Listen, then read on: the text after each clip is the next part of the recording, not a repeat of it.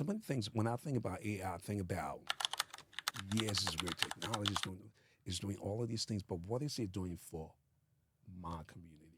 What is it doing for us? Us meaning Africa by extension, but Black people in general.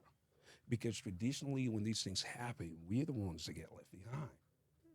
How can we leverage what's happening now so that history does not repeat itself? Okay, so one of those ways is access. Another way is teaching, and really coming back to the concept of talking about creating something called the AI room. You know, where people can come, kids can come and play with the models and do different stuff. Where businesses can come and leverage some of the things that are happening. You just got to be AI adjacent. You know, one of my friends say, yeah, you got to talk to people about being AI adjacent. You got to be in proximity because proximity is power.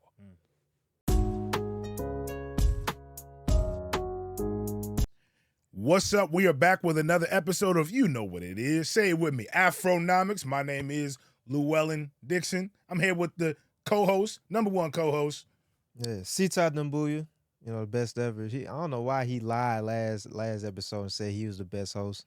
But yeah, no, I'm starting today. Don't make that face. See, I tried to get a man his flowers. Y'all heard me say it, right? I tried to get a man his flowers. Whatever. Number one co-host. Come on, then you want to put me down. What happened to Black Power, bro? Stay on track. What happened to Black Power? We got episodes. Unity. So welcome to Afronomics. We got another amazing episode. Nah, bro, you're not finna skip over it, bro. We're here today with the great Haji Bakari Sillah, Right.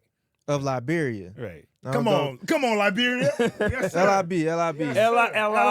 Lone Star forever. Cassava leaf. Lone Star forever. Topagi, my man. What happened? Oh, potato green. Potato greens. I got my Liberian. I'm that gonna let y'all good stuff. carry on. I got my Liberian but time. here's the thing: when it comes to food, though, we winning. Sierra Leone, we winning, but Sierra Leone is not too far behind.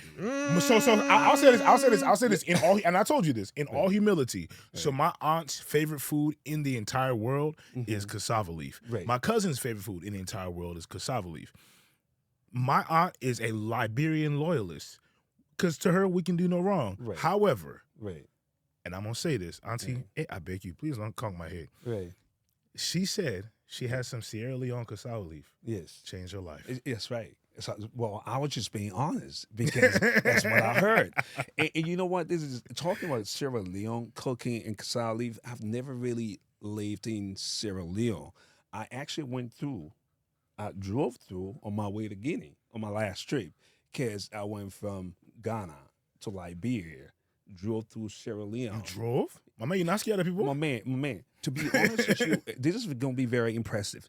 Sierra Leone road, like the freeway, is to die for. It's one of the most scenic things I've ever seen in Africa. Like literally driving from Liberia to Sierra Leone. Look at this guy's face. He's like, no, beaming with pride. No, seriously. Like a proud mother. No. Keep going. Seriously. Except for the occasional reminder that you're in Africa, right? Because of of course, the vegetation, all that. Yeah. I mean, driving from Liberia, they really did a great job. Were you on the coast driving? Yeah, I was on the coast driving. That trip is beautiful. I don't know where the border is, but we actually mistakenly drove up to the border of Liberia and Sierra Leone when I was there. It was in a little town and it was like two shacks with guards on each side. Is that the border you went through? That's the border I went through. Dude, it's really, really crazy, man. At the border, honestly, I think during my trip, it was actually the first time that I've seen two countries, especially in Africa. Because I was born in Africa, but I left a long time ago, dude. So me going back as an adult, going from Guinea to Sierra Leone to Liberia, looking at the transition, the people look the same, but you literally cross the border and they're speaking a different language. Like they open the gate, you cross, everything else remains the same. They're here exchanging money because now you're going from Liberia to Sierra Leone. So you need a different currency. The people look exactly the same, but you cross over the border, they're speaking Creole. Back here, they're speaking Liberian English. For me, it was really just, very remarkable to me. That's what happens when non-Africans decide to draw boundaries around African tribes and groups of people. You know? Yeah, you see that. Yes, we've had that conversation before. So no, but it was great. I think everybody should, at some point, instead of just flying around, take a road trip. And they're building the highway, right? Right. Across the different countries, so that'll be more possible. Absolutely. Especially in those situations where the roads are paved, you're not going to spend 2 weeks. 2 weeks trying to go 5 miles. That's why I'm trying to go 5 miles and stuff. Because that's the reality. People beating you on foot. Yeah. Right. But it was a great trip, man. Just going back and reconnecting and sucking up that African sun. Yeah, man. Yep. And feeling the breeze. And for me, people talk about this all the time, but this is an experience that people need to have. When you leave here and go to Africa, no matter what people's situations are, mentally and physically, it's not as much stress. It's when you come back. It's not even tangible. But when you go to Africa, there's just a different level of experience. You literally get off the plane and you're like, where's the stress? Well, you just live back in America. It's a different setup because people are happy no matter what. Yep. They're living their lives no matter what. We're noticing a theme of what you're saying. We're noticing a theme among guests saying the exact same thing. Like anybody that lives here, it's like, oh man, you go to Africa, like you just as soon as you get off the plane, like the energy is different. It's different. It's like that's become apparent. Like, and I think people just need to go before they can really understand. It's one of those things where you literally cannot understand it until you experience. You gotta have that moment. Me and him was on the beach in Ghana. Was that New Year's Eve? New Year's Eve, that we're at the PBO party when we brought in. No. I'm talking about the event on the beach. The day after that party. Remember, what's the name of that place, man? The beach club. The beach club. Oh, yeah. How can you forget that? I remember that. It was all the same. Literally, I was like, "Yo, is this New York? It was the same. Oh, this is Atlanta." It was like, we were there till the morning. Like I think we started. We brought in New Year's at the PBO party, and then came to the and beach then we had the beach party till daylight. Yeah, absolutely. You know what's really interesting? I'm over there and I'm hanging out, and these two girls walk up to me, right? And they're like, "Hey, Bakari." I'm like, "Wait a minute, where you guys from?" "Well, we from Atlanta. We know you." I'm like, "We know you? That's crazy." I'm like, yo. I'm like, listen, yo, can I get away from Atlanta? I came all the way here, Africa. You guys are here. Well, it turns out that these are people who come. But and the reason why I'm bringing up the story, it really tells you that at a certain point, a certain time, in Africa, like a certain season, you have the diaspora that literally just pull up because every other person who's talking, they were from New York, London, everywhere. It was just the most beautiful thing, man. Yeah, I met black people from all over the country, Houston, Virginia, like a whole bunch of just different people from all over the world, really. I met people from the Netherlands, like Dirty December is a real thing. It's a thing. And Ghana is like ground zero. Ghana and Lagos, like they very much promote it. But man, I ain't even get to finish introducing you, so let me run through that so the people know who we okay. we talking let's to. do it. Hey man, I can't wait to get into it. I like the energy. It's flowing. It's flowing. I know this is gonna be a good talk. So I'm saying that again. So Haji Bakari Sillah is the founder of TCH Media and ReviewSmart.ai. So AI is hot topic. So we getting into that today. He's an AI strategist helping businesses scale with automation. He's a former Silicon Valley network engineer. He's the author of 7 Keys to AI Success and hosts Atlanta's growing AI Mixer. And he's looking at bridging the gap between AI entrepreneurship and Black economic empowerment. So we got a lot of stuff to discuss here today. We already done got a talking a little bit. So we're going to start off with our Wahala topic, and then we're going to get into, just get back into the conversation. So we open every episode with a segment called Wahala, which I think you guys may be familiar with it, but essentially just means trouble, nonsense. So it's like a very lighthearted topic that breaks the ice, which we don't really need breaking at this point. But we do that before we get into the episode. Today's topic, just knowing who you are. You use ChatGPT for a lot of different things. Like AI for a lot of different things. I've used it to help me come up with gift ideas and et cetera, et cetera. But my question for the topic is, what's the most random, weirdest, off-the-wall thing that you use AI or ChatGPT for? Oh wow, that's very interesting. That's a very interesting question. But in my ChatGPT, and not just ChatGPT is one of the models. Right, just it's one. the most popular one.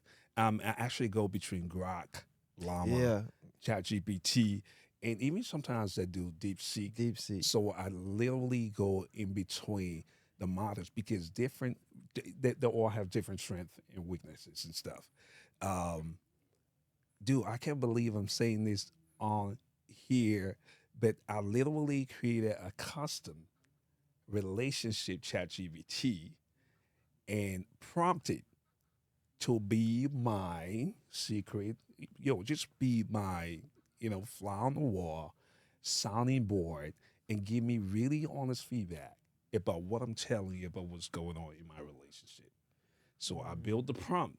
I call it, my personal relationship coach GPT. And every time I describe what's going on, I literally describe it, and the prompt would literally give me steps of what to do next, of how I can approach it. And literally, I usually use this for businesses, for automation, for the ability to get people, grow the business and automate some of the mundane tasks. But secretly, I also use it as my personal advisor, relationship coach. I mean, I've used it. That question brought it up, though. You know what I mean? Yeah. Right. No, that's a good one. I've used it in even more sinister ways. but well, then you go, brother. No. Take it away. We not getting into all that. But you gotta protect the innocent. You gotta protect or the guilty. You gotta protect your innocent. Protect the innocent or the guilty. You know what, yo? He's literally real priming you guys for the next episode.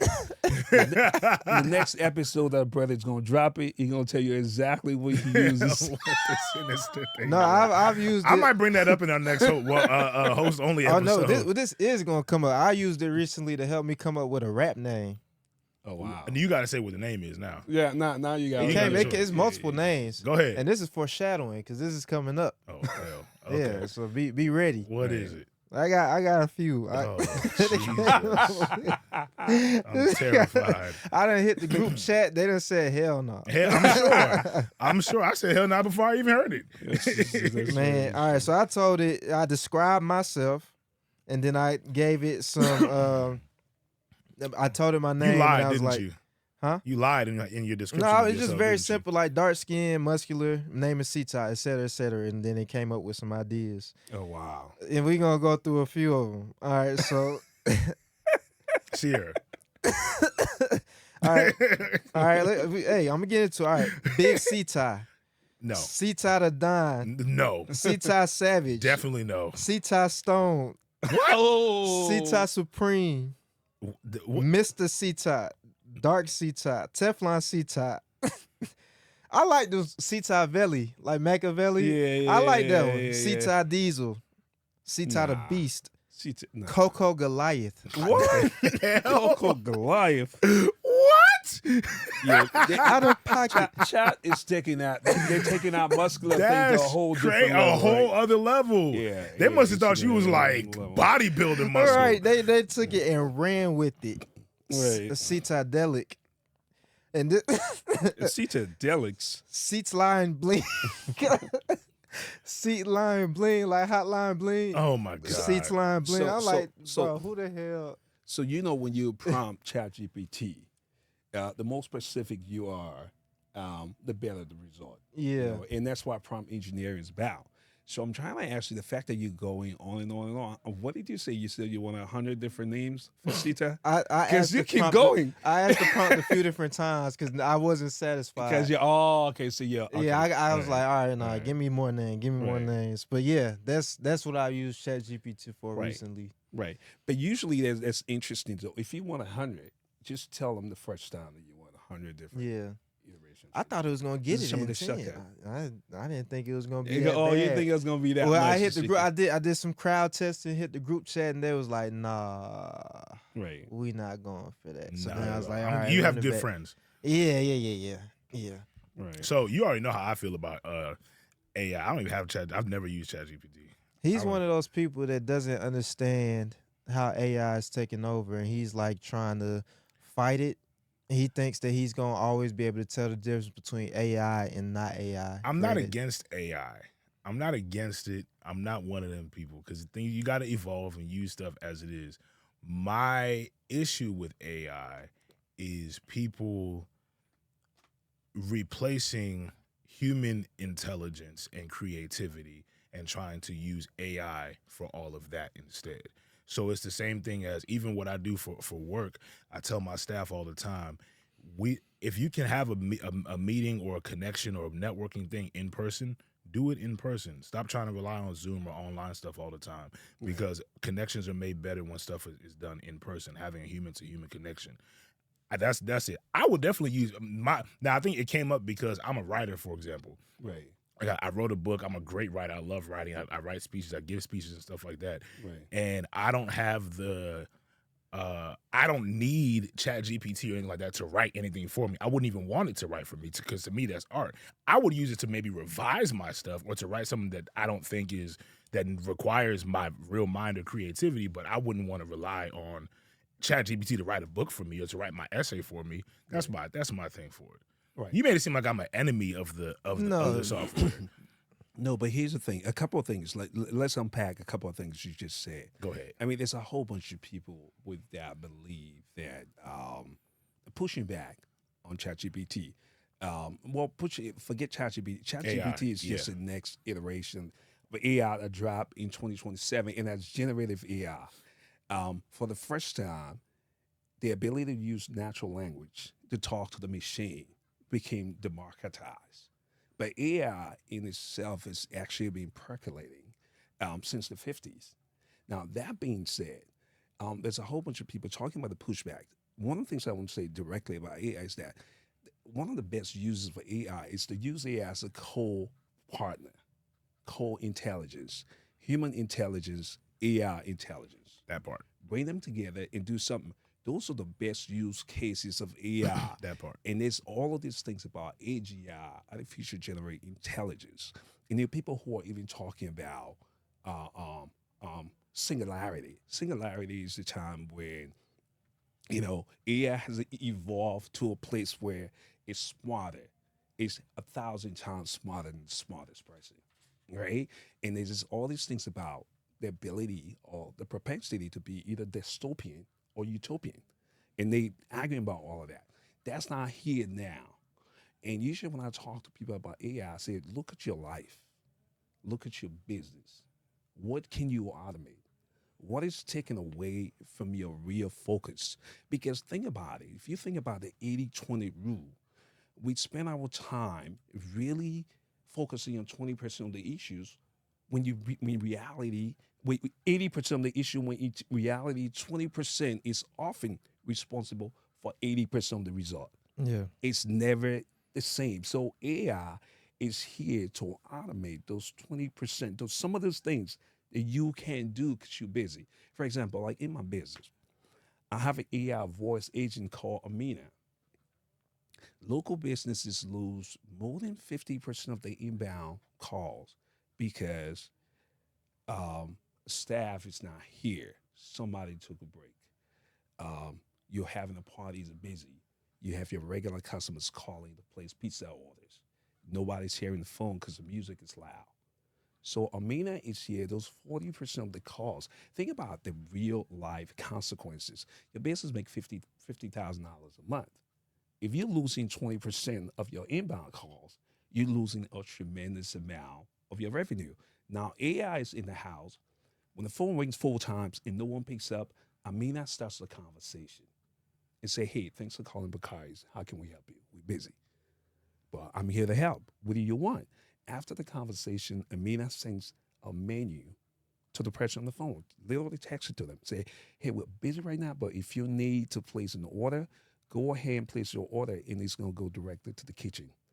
Think about that use case of AI. There's a whole bunch of them because I just wrote a book about it. So we'll talk about those. We're going to unpack those as we go.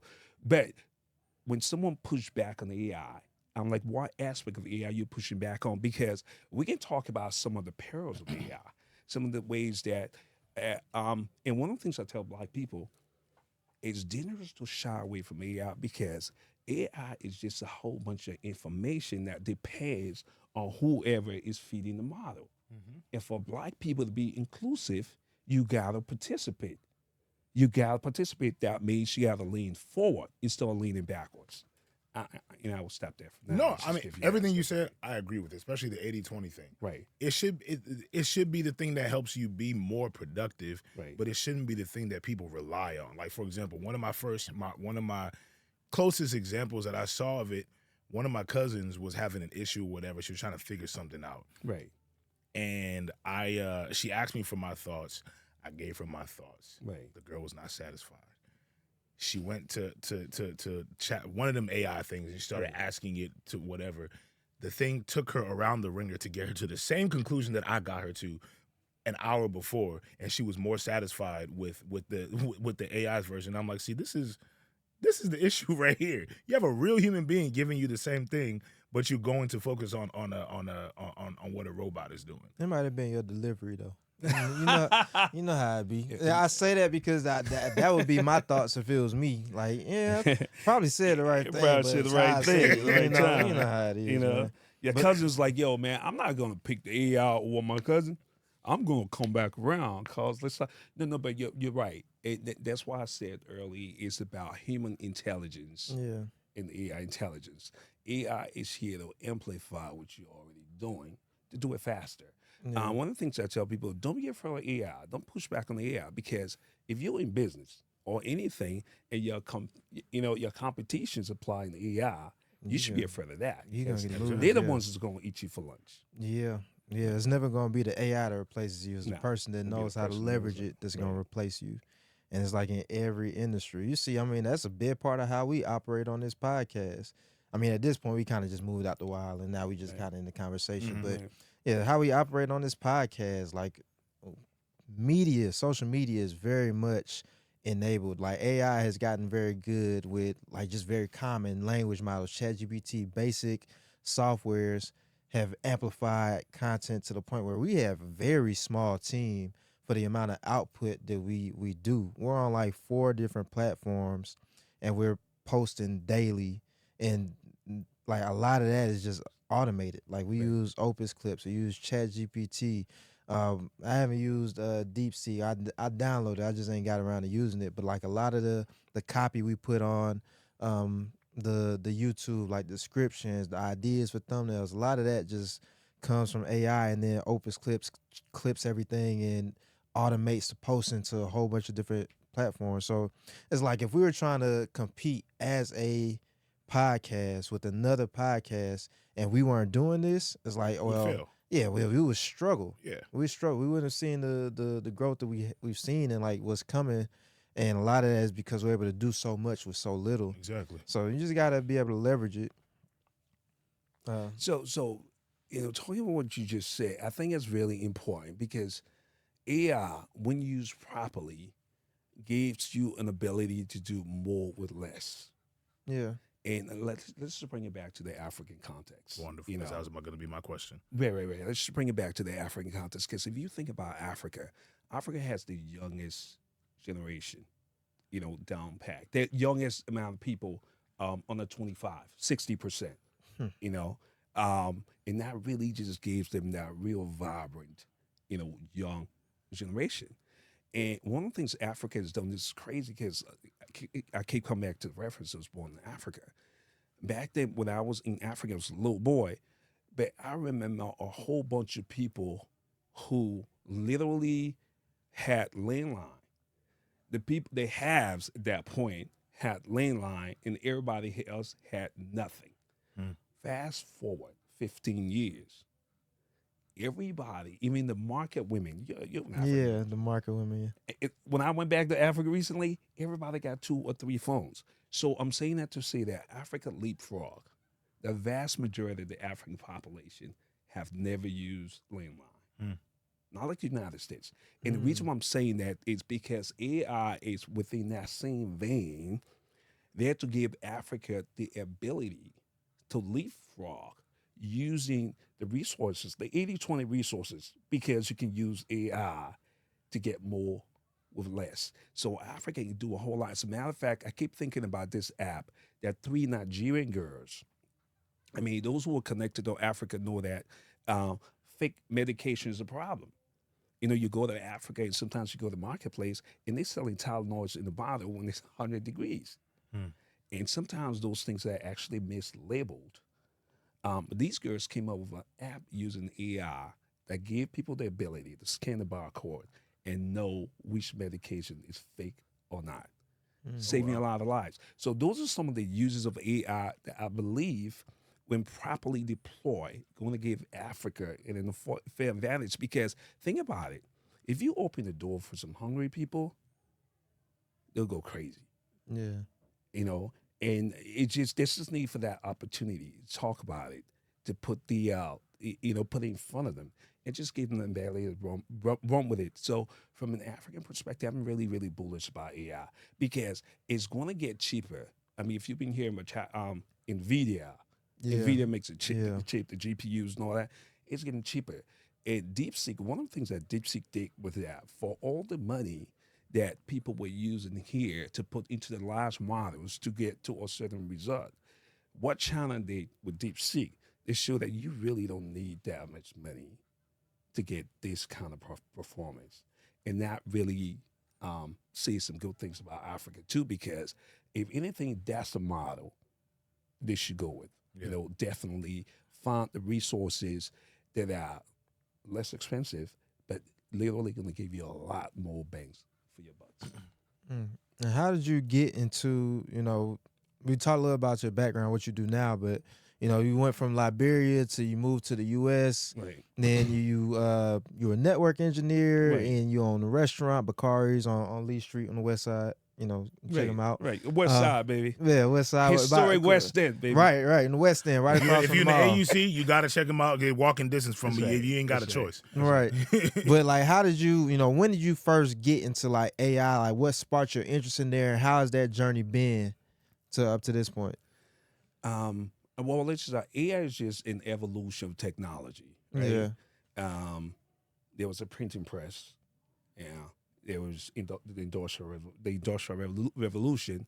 You had electricity, you had the internet, you had the iPhone, and now you have AI. And AI built upon every single one of those technologies. I mean, I came of age with the internet, so I was literally, really just in that, technology sphere. So naturally, just adopting AI was just a natural thing to me. And I was always very interested by how you can leverage technology to solve problems. Solution-oriented thinking.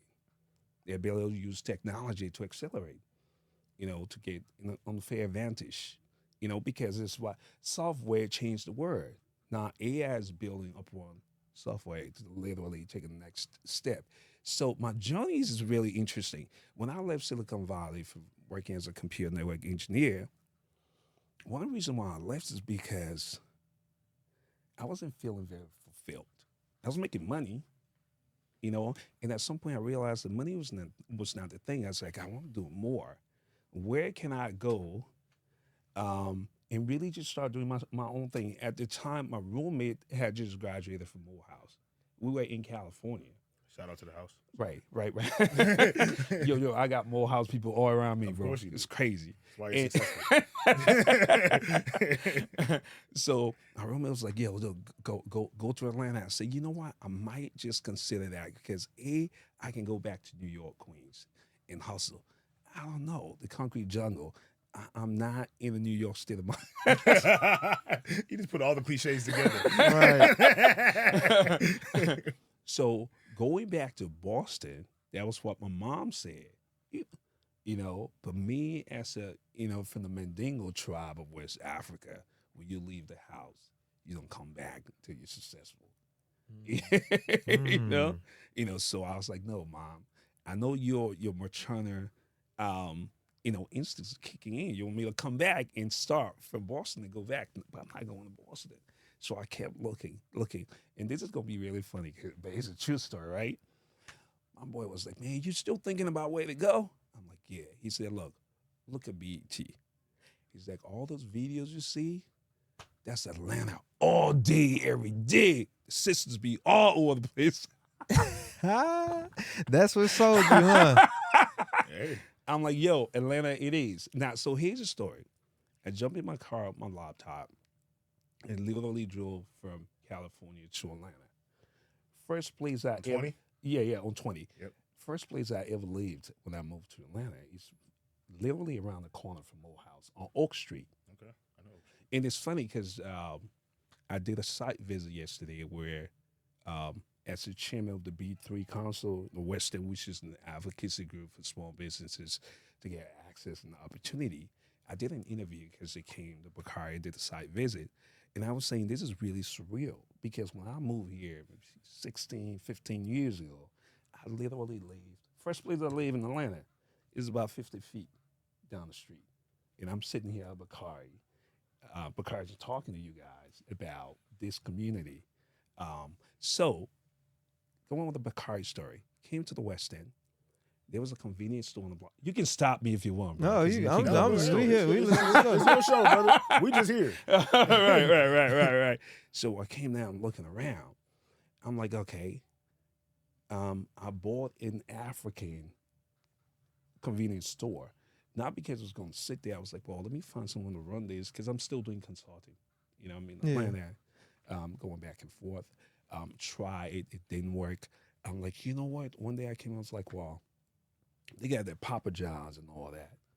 We in proximity, literally a block from 10,000 students in Morehouse, from everywhere. Why don't we have a place where they can come and hang out and eat and just own it? Yeah. Why is that not? So that solution-oriented thinking I was talking about, I tell entrepreneurs that all the time, you got to solve a problem first. There's a great saying is that if you want to make $1 million, go ahead and solve $1 million problem. Each person will give you $1. It's one of the easiest ways. You got to solve a problem because we are naturally wired for reciprocity. In a book somewhere I talk about, something that someone told me a long time ago, that the game, that Snoop said, I'm not sure if he actually said it, he said, the game should be sold but not told. I beg to disagree because my mentality about knowledge is that you gave your people the playbook. Now, you can charge for execution. But one of the things that I've noticed that even when you give people the playbook, dude, less than 10%, act on it. Is actually going to act on it. So fast forward to Stuart Bakari. So I was like, well, we're going to put a Bakari right here, even though I don't know nothing about culinary, and I never worked in a restaurant. The girl that was working with me at the time was like, man, dude, you're a techie. You don't know anything about a restaurant. Why are you going to open it? I'm like, well, it's a can-do mentality. I'm an African. We're going to make this happen. Day one, I'm literally on YouTube Googling how to make a pizza sauce. 12 years later, knock on wood, Bakari is still here. Yeah. That's me tapping into the power of community. And that's the next stage. Like, really, when you come in, you tap in the community, you become one of them. You empathize with what's going on. And that's part of the Western journey. Fast forward to AI. Western journey, AI. Automation. And one of the things about AI is really, very, very important. I've always been interested, like I said before, I think I've said it, to use technology, automation to solve problems, any problems. That's just a natural evolution of the community. But because I want to help people locally, owning a local business gives me an opportunity to see the gaps and the opportunities. So then you create same solution-oriented mentality. Find the problems. Ask them what do they need to automate? What problem do they need solved? And then solve the problem. And then naturally reciprocity is going to set in. Yeah. You know, because if you there's a great saying that if you want to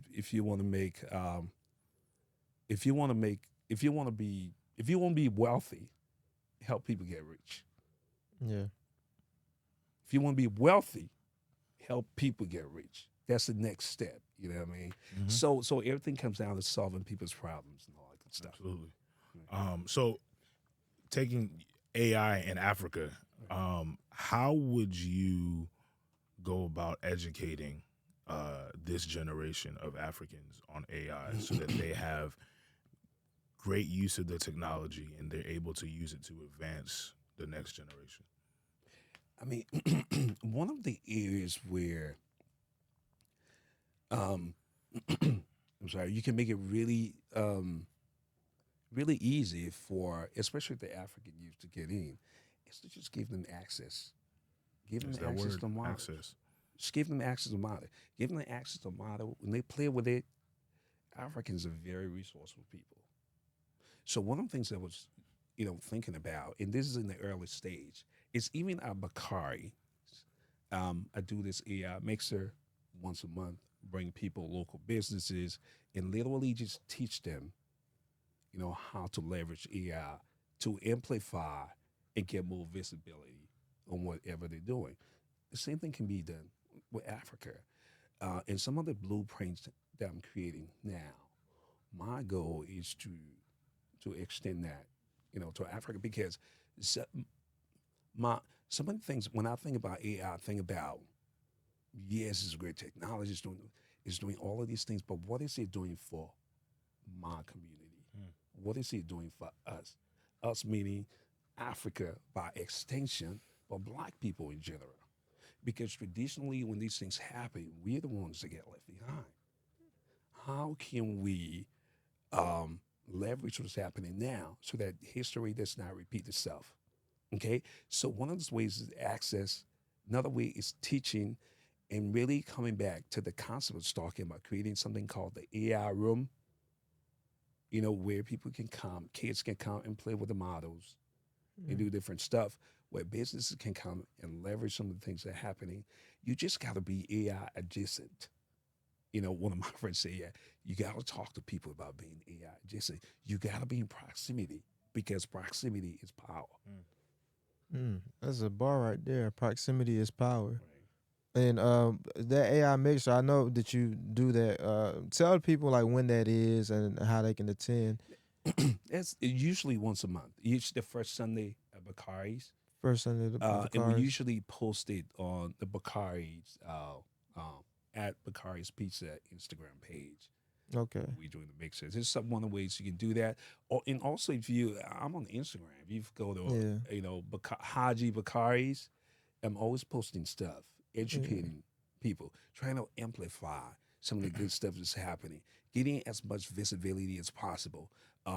It's funny because you and I had a conversation earlier about you coming to Bakari's and not knowing I was African. You just thought he was another Black brother on the block doing what he does.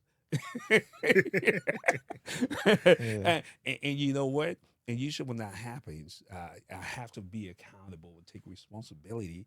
That means I'm not loud enough. Now, we live in a society, a generation where perception goes a long way. And sometimes the loudest person in the room is perceived to have the solution. It's not always the case. Thanks. I'm only making a case for you being loud. Yeah. You being loud. Go and talk about what you do. Yeah, let people know. That's right. Let people know. You know, you never know who's going to attract. And talking about being loud and getting the visibility, your tribe's looking for you, man. Yeah. You got to, show up. Yeah. Let them find you. And now with that, the mixer, you helping small businesses get involved with AI. Are there some things that are like maybe low-hanging fruit, or what you think like a lot of businesses can look into? Like if I'm coming from scratch where I don't I don't have like a computer science background. I'm not the most tech savvy. What are some things that I can do to get started in leveraging AI, maybe in a small way that can grow into something that's more impactful in my business? This is what I usually tell business people when I'm talking, because it's one of the things I do during the daytime. I'm doing AI consultation with businesses in the evening times to go to Bakari's and hang out Yeah. and just talk some more. Sometimes about food, but mostly about mostly about AI.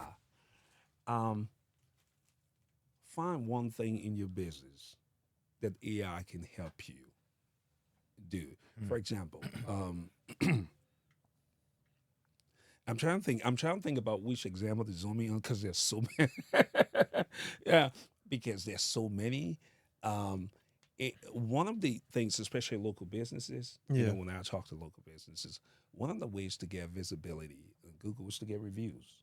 Reputation and visibility is really, really important. Unfortunately, as local businesses, because I've been entrepreneurs, we wear too many hats and we're just too busy. And those are some of the places you can amplify AI. One of the things I created was an NFC card and a QR code that makes it super easy for you to get Google reviews. And that's one of the simple applications. Okay, are you getting enough Google reviews in your business? Well, that's how you get visibility. When Google knows about you, the world knows. If you're a local business, Google literally gave you a free real estate for you to have proximity to people who are looking for you. I'm looking for a restaurant near me, a barber shop near me. If you have not claimed your Google My Business profile, you're not going to get that visibility. And this works from here to Liberia to Sierra Leone. All right? Visibility is power. And for now, even though that's changing a little bit, because instead of people going directly to Google, now they're doing searches in the models. But that change is going to take some time to happen. But Google is also fighting back. So nowadays, when you go to Google and do a search, they have the Gemini search right next to the regular search. That's them trying to fight back. But I use Perplexity a lot. I don't know if you guys have heard. Perplexity is kind of like a search engine. And you know how when you do a search on Google, it gives you all of these links? Perplexity gave you exactly what you want. It takes you exactly, this is what you want, blah, blah, blah, blah. And then you go from there. I use Perplexity every day. I think I use Perplexity more than I use ChatGPT. Right. So coming back to what I'm saying, solve one problem.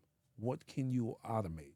If you're missing a whole bunch of calls and you have a voice agent named Amina that has the ability to take some of those calls and turn them into cash, that's the only aspect of AI you need to apply to your business right now. If you're not getting enough reviews, get that review card so that when someone comes at the end of the experience, you build a feedback culture into your business where you say, hey, man, Welling, how's your experience? Go ahead and tap this card really quickly and leave me a review. Now, where automation comes in is that when you tap the card, it goes, instead of going to Google, we take you into a funnel that asks the customers, how was the experience today? Was it thumbs up or thumbs down? If the customers say it was thumbs down, instead of us taking them to Google, leave a review, we reroute them into a form and say, hey, man, go and tell us what we can do better. So to leave an instant review or feedback on your business, and that email goes, or that phone notification goes directly to the owner.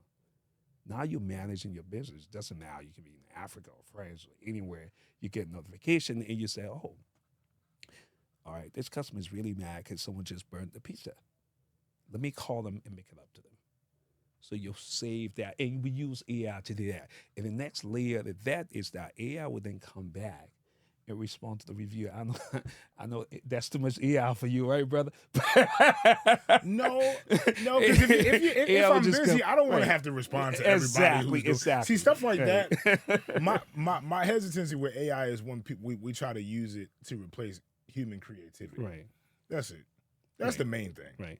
So then the next layer of innovation. But here's the thing. Even what you're saying, though, one of the ways that Google give businesses visibility is from engagement. Google doesn't care. Let's say, for example, you've been in business for 10 years and you have 1,000 reviews. Google only looks at what's happening the last 90 days because engagement was important to them. Now, you can have 1,000 reviews. When I come to us like, yo, this brother's been around the block. He's been doing some work, you know? But from an algorithm perspective, Google cares. Well, Google is an algorithm. It's not like they're calling your business to make sure you're in business.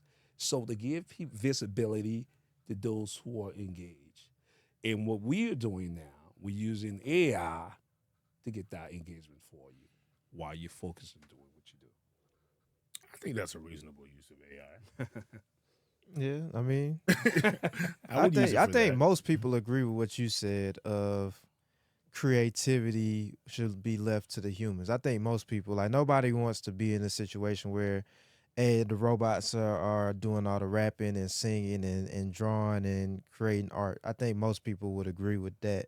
What me and you were discussing, where we didn't see eye to eye, is that you think that you will always be able to tell the difference between AI and anything that's human created. I didn't say always. I said there is you can tell between something in certain situations. You can tell if something is written by a robot, or I maybe not drawn, but written by a robot versus something that's not. I think there will be instances where you will be able to tell because there's a human connection. I'm not saying there's not going to be instances, but is there?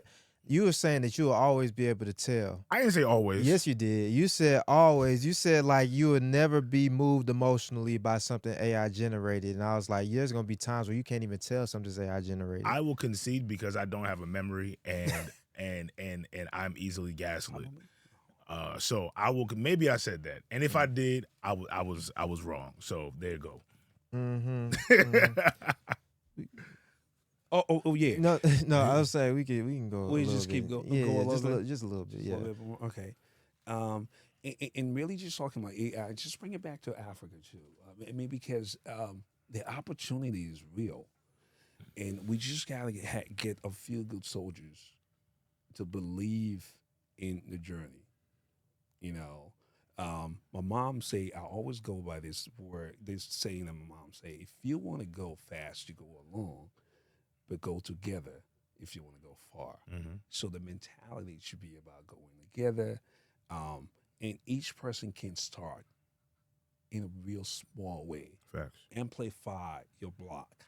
Mm-hmm. The block will amplify the community. The community will amplify the city. The cities amplify the state. The state may just amplify the word. And so don't say, hey, man, I can't do this, I can't do that. You know, I because I'm small. You know, everybody has resources they can tap into. So it has to be that kind of mentality because I truly, truly, truly believe that the AI adoption is going to take 3 to 5 years. Where electricity took 40 years, the internet took 15, you know, the iPhone took about 7 years, AI is going to be 3 to 5 years. And that's the title of my book, 7 Keys to Success in AI, Lead Now or Follow Forever. Speak on that. Like, what would somebody get from getting that book? Like, who's that book targeted to, and what would they get out of it by reading it? The book is actually full of stories, dude. I was telling stories. Like the story I was talking about, like literally stories of business and application of AI to business case studies. Some of those are my stories, and some of those are my client stories. And when you get there, it literally is a manual, a playbook, you know, of how to adopt AI without losing your shirt. I went to a networking event. Dude, this is really crazy, right? And we doing little breakouts. And I'm at the table, like, what do you do? What do you do? What do you do? When they got to me, I was like, well, I help businesses and people unclutter all the AI confusion is happening. Everybody line up, won't talk to you. So it's real right there. People are overwhelmed because AIs are all the players are getting bombarded. Most businesses don't know where to come in. Right? So just having the ability to talk to people about what I just told you. Yeah. You look at your workflow, say, look, what can I automate? And tie that to an ROI. If I can automate my, call it, for example, if I'm a business where people comes to my website and then they have all these FAQs, 80% of the time your customer is going to ask the same questions. But what if you take that and then put that into a PDF and feed it to an AI? So that when people come to the website to ask a question, they're not waiting for you for 24 hours to get the response. You've already fed that to your AI, and your AI is taking care of the mundane, repetitive stuff. Yep. To be honest with you, human being, we're not even wired to do the same thing over and over. That's the reason why 80% of the people in America are working a job they hate. Because we don't want to do the same thing over and over again. We are creative people. And I hope and pray that AI does not take away that creativity. And if we don't give AI the ability to do that, it will not do that, because we can unplug the electricity and AI will stop. All right? Mm-hmm. We can take away the GPUs and AI will stop. So human beings still have that safeguard to do some of that. And I hope that we apply some of those and create a balance and use AI to amplify us rather than take away those creativities that you're so worried about. That I'm so worried about. You worry about we gonna be okay, brother. We gonna be okay. Man, We're gonna be right. I've seen too much. I'm a purist when it comes to art and creativity. Right. I can see that. I've seen too many people do too much and I'm like, no, just let the art be the art. So that's why. Well, capitalism. That's never going to happen. Right. People can make money by using AI and getting rid of artists. They don't give a damn about any creative process. You know what's really interesting?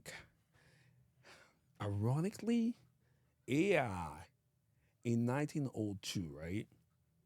Before the Industrial Revolution, the American educational system was about creativity. It was really about self-realization. Of course, some of that stuff was based on the Enlightenment that happened in the 13th century in Europe and all that. When the Industrial Revolution came in, Rockefeller was like, yo, this creativity is not going to do it for the Industrial Revolution.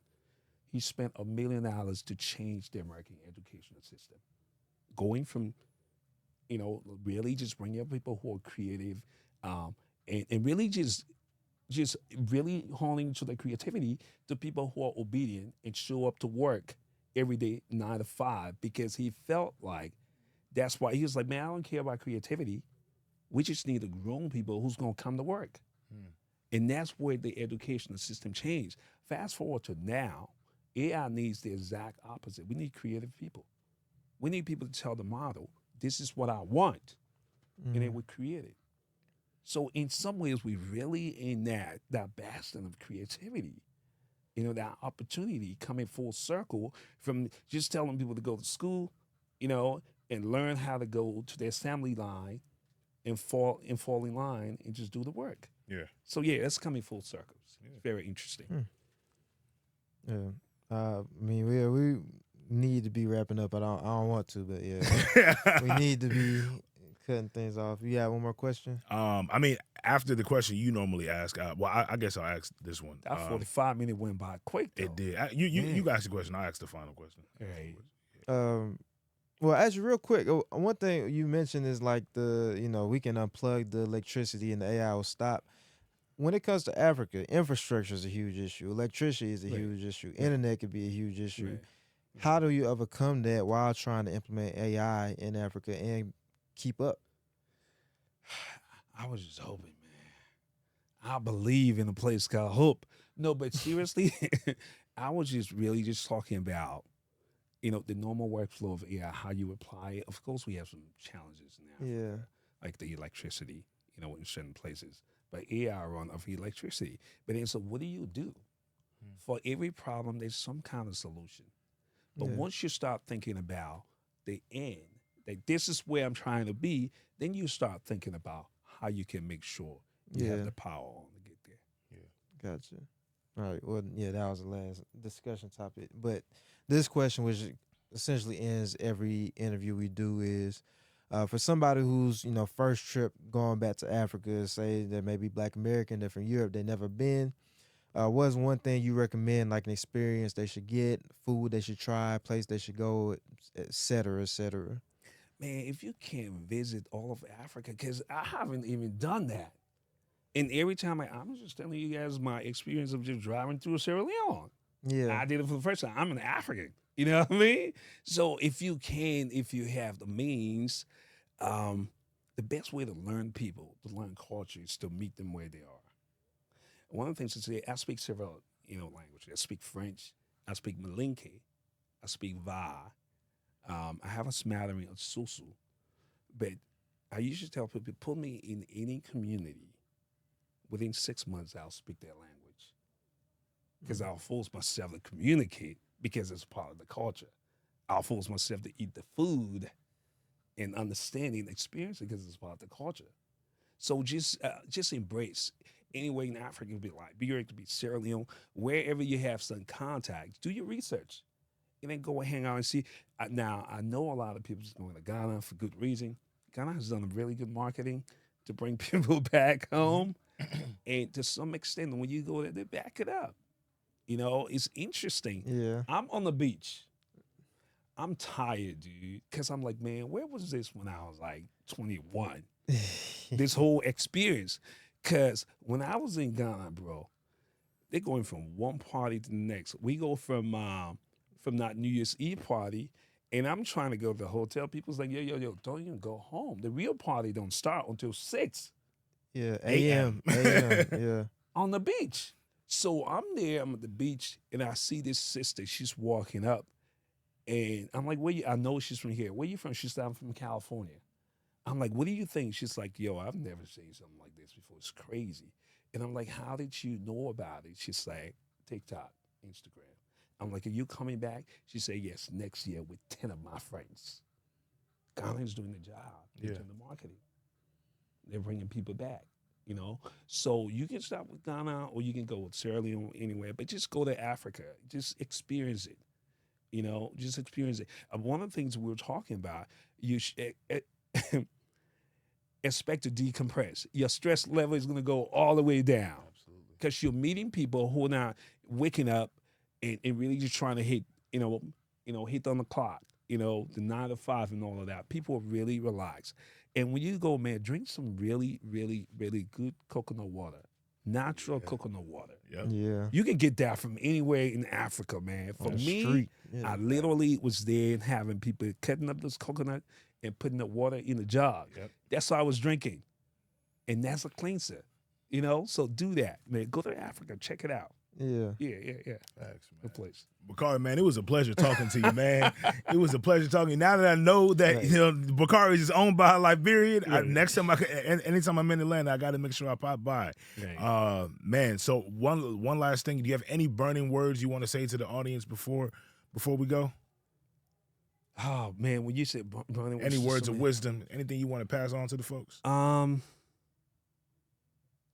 AI is not coming. AI is here.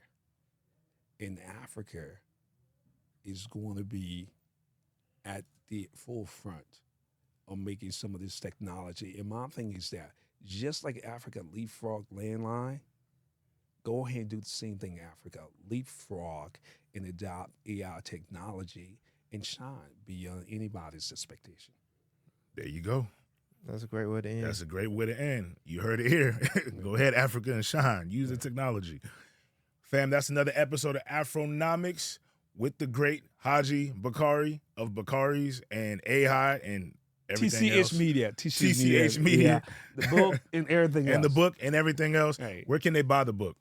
Well, the book, just go to Bakari. Go to my Instagram page because I'm still working on the landing page. We'll link all that in there. Oh, yeah. You guys can go ahead and just check me out. Just follow, man. Let's just build a strong community. And just like I said, I'm a big fan of tapping into the power of community. Let's build a strong community. And that's one of the things even us here in America, is the ability to come together. I was watching a podcast, his sister, on Earn Your Leisure.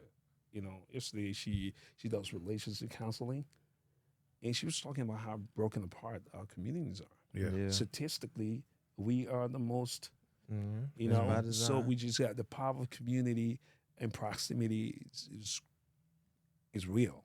So tap into each other, man. Yep. All right, fam. There you have it. Like, share, subscribe. Tell 1,000 people. Tell 10,000 people. Remind everybody. Go to Bakari's. Buy the book. Until next time, fam. Afronomics. We out. Peace. Yeah.